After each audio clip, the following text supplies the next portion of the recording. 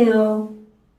저출산의 심각성이란 주제를 갖고 강의를 할 울산광역시 인구 전문 강사 김도현입니다. 사람은 가족을 중심으로 사회를 구성하고 있습니다. 가정이 행복해야 나라가 평화롭다는 진리는 예나 지금이나 변함이 없습니다.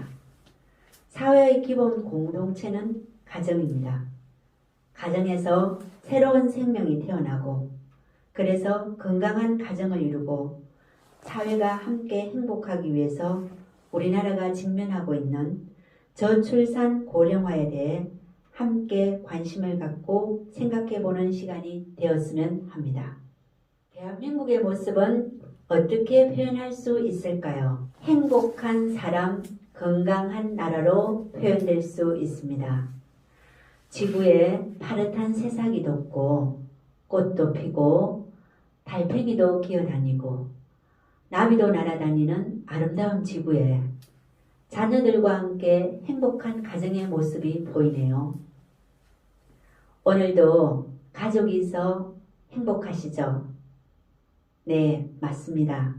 인생 최고의 힐링은 가족. 다음 슬라이드를 보시겠습니다. 2022년 대한민국과 세계는 어떤 모습일까요? 2022년 대한민국은 어쩔 수 없이 코로나와 함께 살아갈 안타까운 현실입니다. 2020년 초반부터 시작된 코로나19 바이러스가 변이를 거듭하면서 유행이 이어지고 있는 현실입니다. 해외는 물론 국내에서도 중요성이 커지고 있는 3차 접종, 즉 부스터샷 대상을 확대하고 있는데요. 저도 지난주에 3차 접종을 했습니다. 당일 자녀 백신을 예약하고 병원에 갔는데 병원 문을 들어서는 순간 깜짝 놀랐습니다. 2차 및 3차 접종을 하러 온 사람들이 좁은 병원 안을 가득 메우고 있었지요. 이렇게 많은 사람들이 밀집되어 한 공간에 있다가 되려 코로나에 감염될 수도 있겠구나라는 생각이 들 정도였습니다. 다행히 큰 증상 없이 부스터샷 접종을 완료해서 감사하게 생각합니다. 이렇듯 전 세계가 2022년에도 코로나로부터 자유로워질 수 없을 듯합니다. 코로나19 감염을 막기 위해서는 백신 접종뿐만 아니라 다들 잘 알고 있겠지만 올바른 마스크 착용, 개인 위생을 철저하게 관리하는 것 또한 중요하겠지요. 여러분 모두 일상이 되어 있는 이런 기본 규칙을 잘 지켜 감염 위험을 최소화해야겠습니다. 약 2년이란 세월을 우리의 일상을 바뀌게 한 코로나19보다 더 무서운 저출산 문제로 우리나라는 심각한 상황에 놓여 있습니다. 다음 슬라이드를 보시겠습니다. 저출산 고령화 사회 대한민국, 우리는 어떻게 살아갈 것인가? 자, 아름다운 임산부의 자태가 보이시죠? 소중한 아기를 두 손으로 감싸고 있는 모습, 참 보기 좋고 행복이 전해지는 듯 하죠. 우리 주위에서 임산부의 이런 모습을 자주 볼 수 있으면 참 좋겠지만 현실은 그렇지 않습니다. 저는 1991년에 결혼을 했습니다. 그때만 해도 당연히 2명을 낳는다는 게 사회적 분위기였고 남아 선호 사상이 있어 딸을 2명 낳은 가정에서는 셋째를 아들을 낳으려고 정성과 노력을 들였고 실제 제 주위에 셋째를 아들을 낳은 가정도 여럿 있었답니다. 2005년 정부는 저출산을 극복하고 임산부를 보호하고 배려하는 사회적 분위기를 위해 10월 11월 임산부의 날로 제정하는 등 다양한 노력을 하고 한 가족의 발을 찍은 모습인 것 같네요. 아빠 발, 엄마 발. 아빠 발, 엄마 발 사이에 아기 발이 보이네요. 안타깝게도 아기 발에서 화살표가 꺾여 곤두박질 치고 있다는 겁니다. 뭔지 금방 알 수 있죠. 출산율이 급격하게 떨어지고 있다는 것입니다. 우리나라 저출산은 60년대부터 시작된 인구 억제 정책을 시작으로 지금까지 지속되고 있습니다. 2001년 합계 출산율이 1.3명까지 떨어지면서 정부에서는 출산 장려 정책으로 전환하고 엄청난 예산을 쏟아붓고 있지만 큰 소득은 나타나고 있지 않습니다. 다음 슬라이드를 보시겠습니다. 이 그림은 어린아이는 한 명인데 주변에 어른들만 있네요. 우리나라가 고령화 사회로 진입했다는 것을 의미하고 많은 학자들이 이렇게 될 것이라 예상하고 있습니다. 다음은 저출산 고령화의 이해에 대해서 알아보겠습니다. 저출산 현상은 여러분도 잘 아시겠지만 태어나는 아이의 수가 감소하여 사회의 출산율이 낮아지는 현상입니다. 고령화 현상은 전체 인구 가운데 65세 이상 노인 인구가 차지하는 비율이 높아지는 현상입니다. 출생아 수 및 합계 출산율 추이를 보면 2015년에는 43만 8,400명의 아기가 탄생했고요. 2018년에는 32만 6,800명의 아기가 탄생했습니다. 그런데 2020년을 보면요. 27만 2,400명의 아기가 태어났습니다. 합계 출산율은 2015년이 1.24, 2018년은 0.98, 2020년은 0.84로 떨어지고 있는 것을 볼 수 있습니다. 여기서 합계 출산율은 출산 가능 여성, 즉 15세에서 49세 여성이 평생 낳는 자녀 수로 볼 수 있습니다. 우리나라는 2020년 3만 3천 명이 첫 감소하면서 출산율이 역대 최저 0.84명을 기록하고 있습니다. 우리나라 저출산 현황을 자세히 살펴보면요. 1965년도에는 합계 출산율이 6.0입니다. 즉, 한 가정의 자녀 수가 6명이었다는 의미고요. 1985년이 되면 1.67명으로 급격하게 떨어지게 됩니다. 2005년이 되면 1.08이 되고요. 2020년 작년에는 역대 최저치 0.84를 기록하고 있습니다. 1983년에 2.08이었던 것이 2020년 0.84로 떨어지면서 우리나라는 36년간 저출산 현상이 지속되고 있습니다. 출생아 수 감소로도 이 현황을 알아볼 수 있는데요. 1980년대에 87만 명이었던 신생아 수가 2020년이 되면 27만 2,400명이 되면서 약 32% 수준으로 떨어짐을 볼 수 있습니다. 고령화 현상입니다. 평균 수명 연장으로 65세 이상 인구가 지속적으로 증가하고 있습니다. 2009년을 보면 65세 인구가 519만 명이었는데 2020년이 되면 770만 명으로 늘어납니다. 이런 추세로 쭉 가다가 2050년이 되면 65세 이상 인구가 1600여만 명으로 늘어남을 알 수 있습니다. 지속적으로 노령 인구가 증가되고 있음을 볼 수 있는데요. 심각한 상황이 아닐 수 없습니다. 그럼 다음 슬라이드를 보겠습니다. 이 책은 인구 미래 공존이라는 인구학으로 유명한 서울대 조영태 교수가 쓴 책입니다. 이 책에서는 우리나라가 인구학 관점에서 봤을 때 서서히 골든타임에 접어들고 있다고 합니다.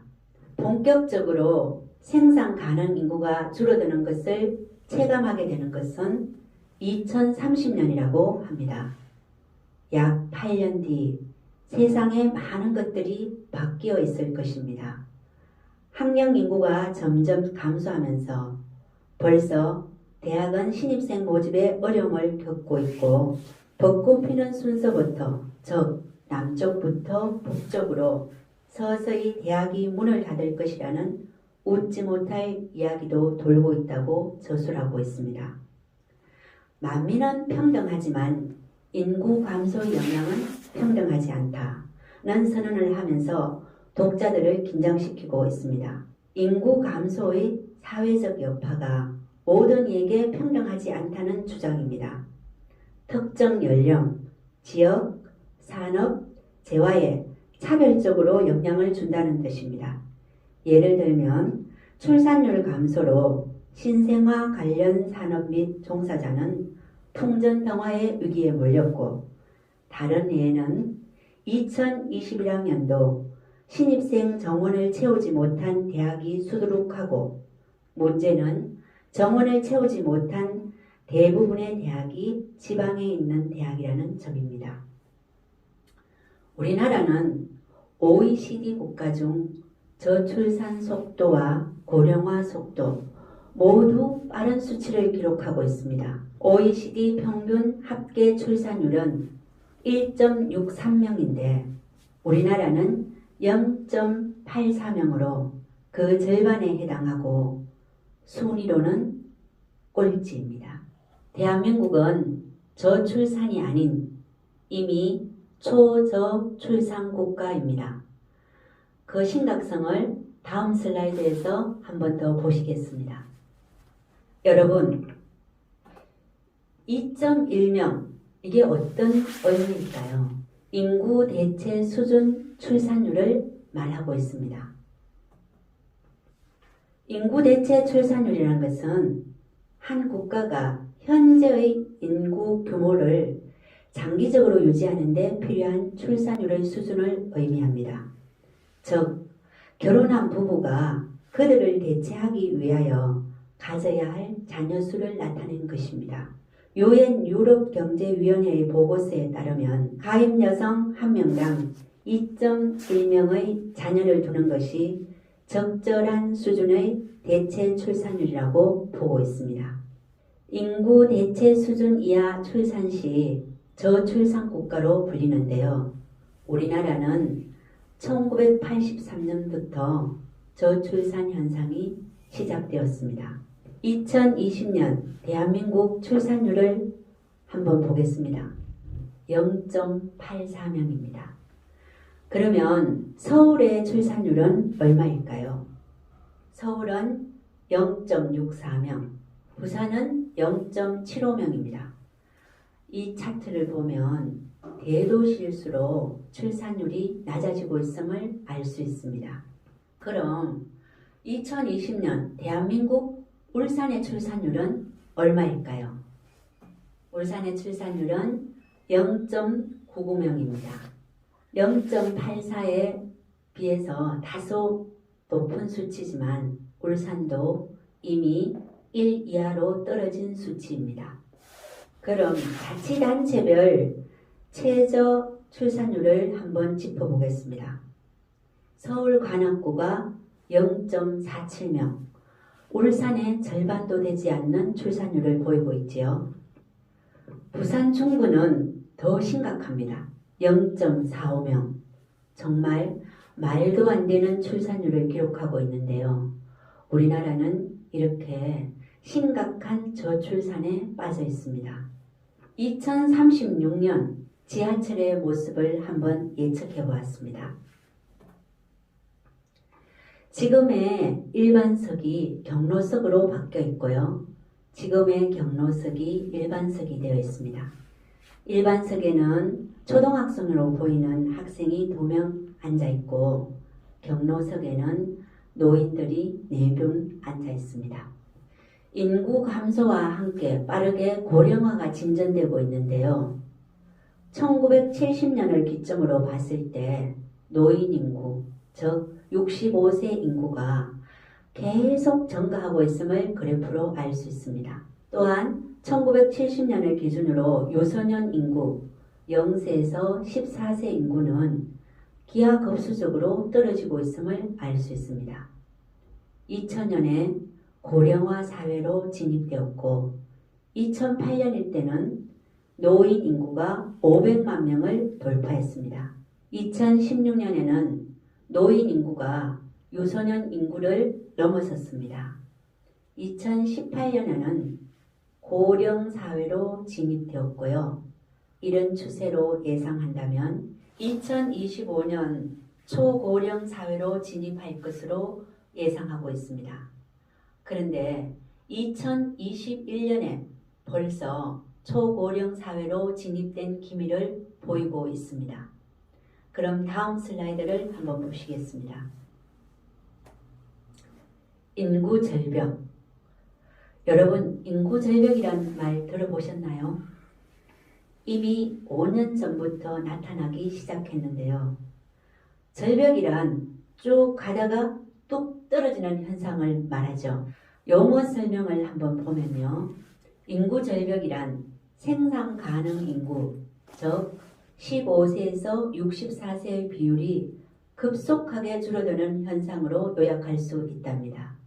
인구 절벽은 미국의 저명한 인구학자이자 경제학자인 헨리 덴트가 제시한 개념입니다. 덴트는 세계 곳곳에서 베이비붐 세대들이 은퇴가 본격화되면서 다음 소비 주역 세대가 나타날 때까지 경제가 어려운 상황에 놓이게 되는 것을 두고 인구 절벽이라 명명했습니다. 저출산에 따른 대한민국의 미래 인구수가 낭떠러지로 뚝 떨어짐을 볼 수 있습니다. 그림을 보면 인구수는 줄어드는데 노령 인구는 증가하고 그에 따른 노년 부양비도 증가함을 볼 수 있습니다. 국내에 거주하는 내국인과 외국인을 더한 우리나라의 총 인구가 올해 사상 처음으로 감소할 것이라고 합니다. 올해 우리나라는 총 인구는 작년보다 9만여 명 줄어든 5,174만여 명으로 2년 전 계산보다 감소 시기가 8년이나 빨라졌다고 합니다. 사망자 수가 출생자 수보다 많은 데드크로스는 지난해 8월 시작되었지만 총 인구가 줄어든 것은 올해가 처음으로 통계청은 코로나19가 총 인구 감소 시기를 단축시킨 것으로 보고 있습니다. 홍남기 경제부총리는 지난 6월 특단의 대책이 없을 경우 우리나라는 2030년에서 2040년부터 인구 절벽에 따른 인구 지진이 발생할 것으로 예상된다며 대책을 내놓겠다고 했습니다. 인구 지진은 영국 인구학자 폴 윌리스가 자연재앙인 지진보다 급격한 인구 고령화의 파괴력이 훨씬 크다는 뜻으로 만든 용어입니다. 윌리스는 생산 인구보다 고령 인구가 많은 인구 지진을 리히터 규모 9.0의 대지진에 비유했습니다. 인구 절벽 넘어 인구 지진, 즉 고령 사회의 충격을 지진에 비유한 용어입니다. 여러분, 지진 무서우시죠? 인구 지진이라는 표현이 어감이 세고 인구 문제를 약간 무섭게 과장한 표현이라고 생각할지도 모르지만 인구 지진이 발생한다면 사회 여러 분야에서 구조가 송두리째 흔들릴 수 있다는 문제입니다. 그럼 저출산 고령화의 파급 효과를 한번 보겠습니다.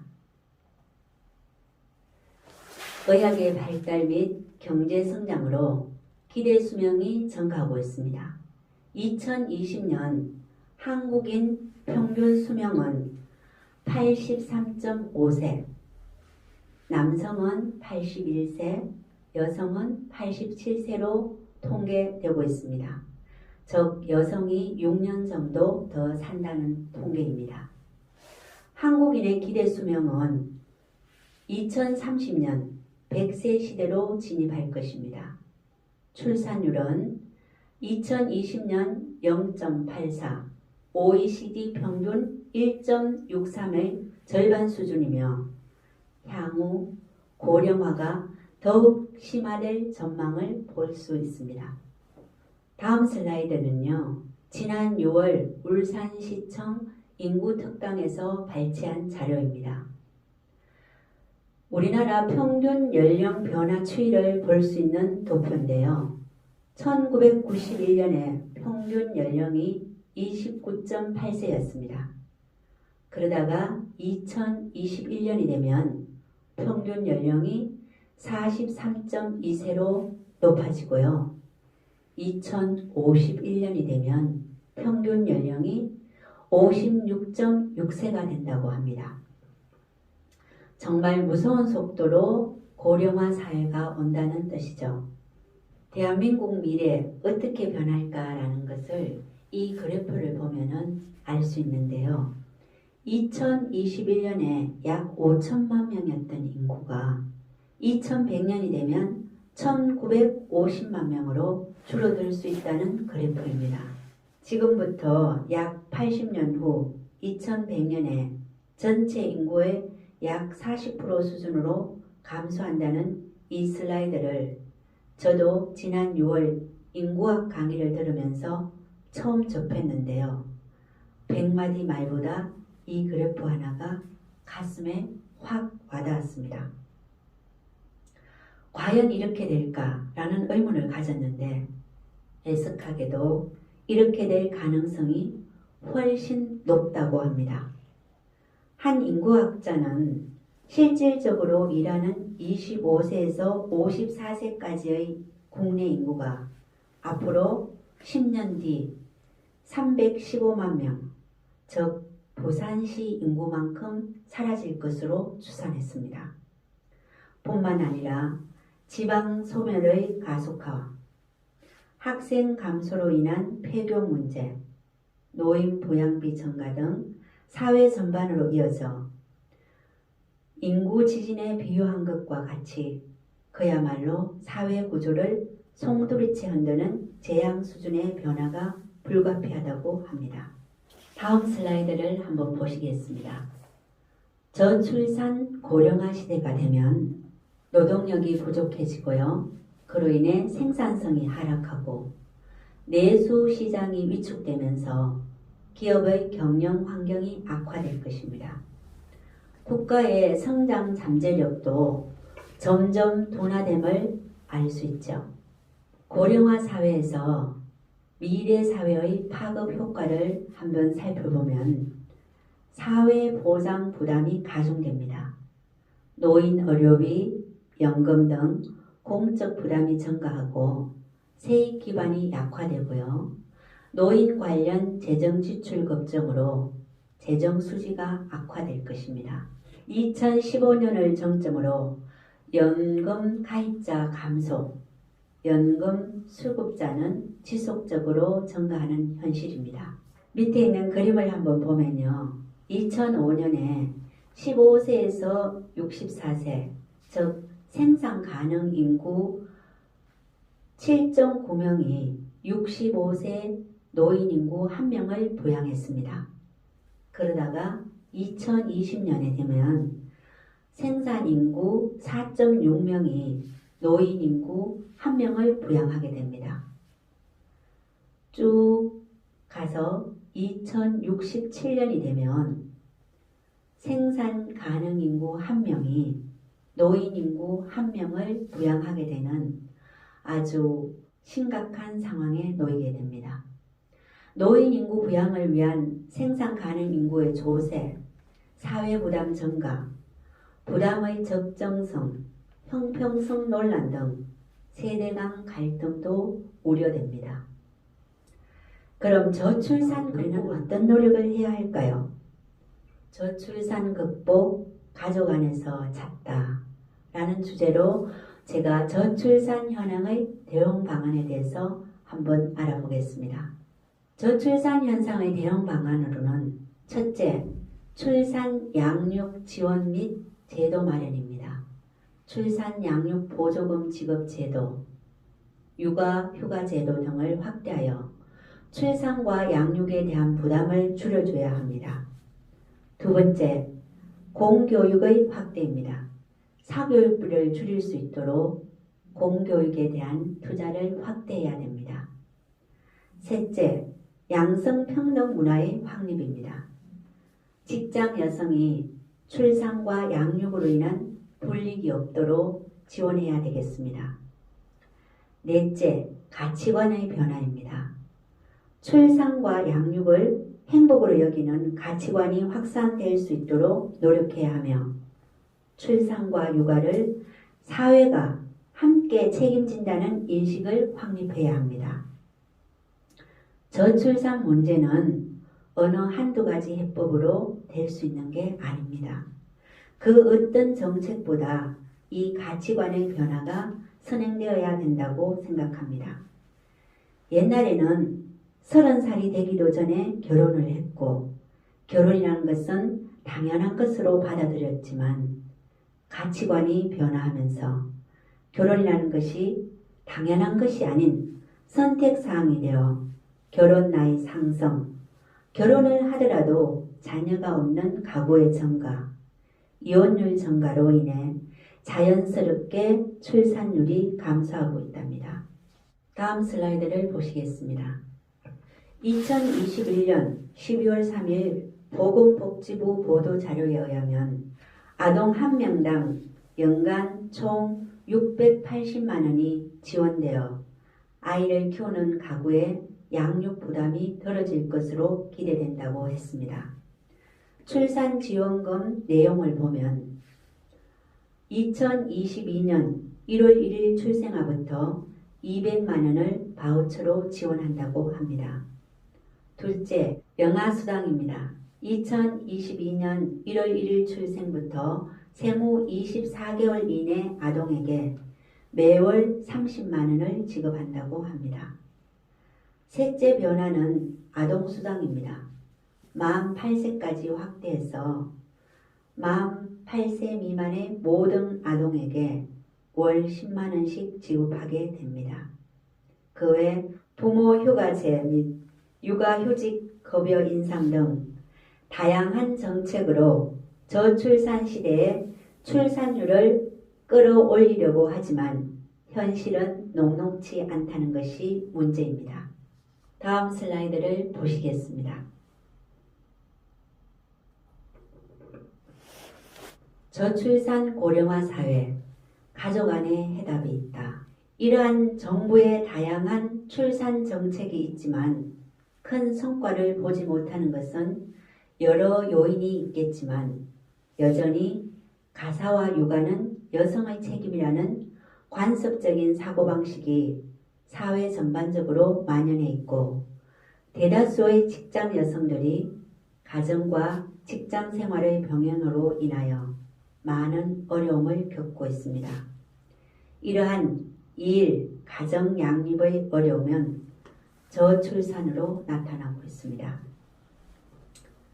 맥도날드 교수의 제안을 보면 떨어지는 출산율을 막아줄 수 있는 것이 바로 가정 내 성평등 수준이라고 합니다.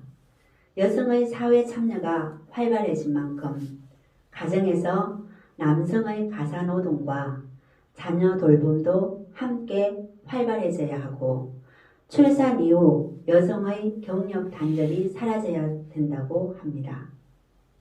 요즘 세대는 가사 분담이 일반화되어 간다고 합니다. 하지만 지속적인 초저출산 현상이 나타나는 것으로 보아 현실에서 그것이 생각만큼 쉽지는 않은 것 같습니다. 지금 자라나는 어린 아이들부터 가족이 소중하다는 가치관을 심어주도록 해야 합니다. 아이 낳기 좋은 울산광역시, 저출산 고령화 사회, 가족 안에 해답이 있다. 저출산 문제는 가족 안에서 해결될 수 있음을 인지해야 하며 임산부를 위해서는 우리는 모든 배려와 지원을 아끼지 말아야 합니다. 오늘도 우리 곁에 가족이 있어 행복합니다. 감사합니다.